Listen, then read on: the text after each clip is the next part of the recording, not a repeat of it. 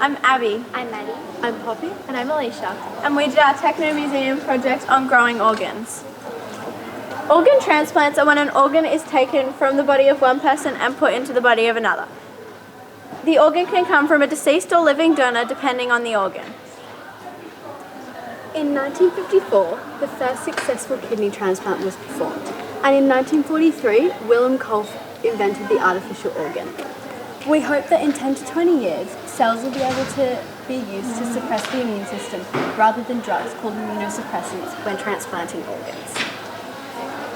The issue: when somebody's organ fails or starts working incorrectly, they need an organ transplant. Around 1,700 Australians are currently waitlisted for a transplant at any given time.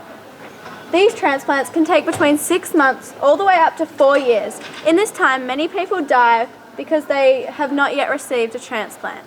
Another problem with organ transplants is a person's body may reject the organ if it's not a tissue match. This is why scientists have begun to develop new technology that enables them to grow organs. To grow an organ, scientists take two different types of cells from the body. One is a stem cell from the lining of the organ, and the other is a muscle cell from the surrounding muscles. The stem cell is then placed in a culture solution until it multiplies. It is then placed on a biodegradable organ-shaped mold and continues to grow. Once it is a sufficient size, the muscle cells are then placed around the outside and they continue to grow.